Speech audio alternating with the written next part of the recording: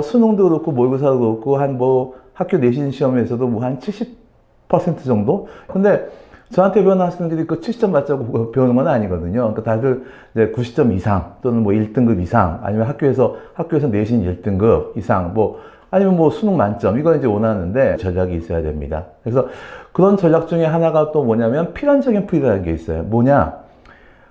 문제에서 주어진 대로 쭉 정리를 하다 보니까 막혀요. 어디선가. 그러면 이 막혔을 때 그 다음 해결책을 나는 뭘 어떻게 해야 되지? 이걸 고민을 해야 돼요. 학생들이.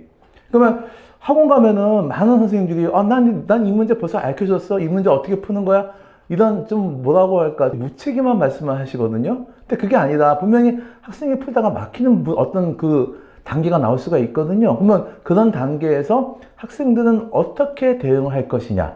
그러니까 그런 전략도 좀 연습을 좀 시켜야 되고요. 그러니까 그게 몸에 익어야 됩니다. 근데 그 중에 하나가 뭐냐면 역추론이라는 게 있어요. 그러니까 역추론, 뭐 필연적인 풀이 이렇게 다 같은 말인데요. 특히 필연적인 풀이라는 게 문제를 외워서 하는 게 아니라 내가 이 단계를 하는 게 결국 필연적이기 때문에 한다. 이렇게 수학을 해야 됩니다. 왜냐면은 이걸 외워서 하는 게 아니라 이 단계를 하는 이유는 이런 풀이를, 이런 답을 또는 이런 문제에서 요구하는 걸 구하기 위해서 나는 꼭 이걸 해야 돼.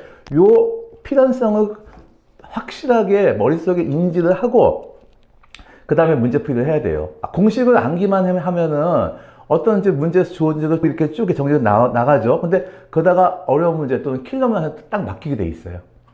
그러면 그 다음에 뭐 해야 될지 제일 많이 들어온 질문이 뭐냐면 학생들한테 선생님 저 이거 뭐부터 해야 될지 모르겠어요. 그 다음에 여기까지 풀었는데 그 다음에 뭐 해요? 그러니까 뭐 해요? 뭐 해요? 학생들이 몰라서 저한테 와서 질문하는 것도 아니고 공부를 안 해서 질문하는 것도 아닙니다. 그러니까 애들이 분명히 학원에서 일반적으로 가가지고 공식 외웠어. 그러면 이 공식대 맞춰가지고 이렇게 막 푸는 거야. 연습 많이 했어요. 그래서 그렇게 쭉 풀었는데 모의고사에 킬러 문항이라는 거 봤더니 그렇게만 해가지고 중간에 막혀서 안 돼요.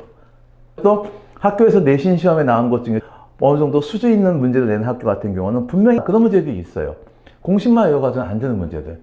근데 그런 것들에 대한 뭔가 대비책이 있어야 되고 학생들이 그런 걸 평소에 대비하면서 문제풀이를 해야 돼요. 타이트하게 하면서 저한테 배우는 애들 같은 경우는 참 선행을 많이 하는 애들이에요. 그래서 그 어떤 뭐라고 해야 될까 그 수학책의 내용, 단순한 내용을 공부한다는 거는 사실은 저하고 공부했을 때 한 1학년 과정에서 거의 다 끝나요. 사실 고3 과정까지 선행 많이 하는 애들이 있기 때문에. 그럼 그 위에 뭐 합니까? 그 배운 내용을 100% 실제 상황에서 활용할 수 있는 이 훈련을 계속 해야 됩니다.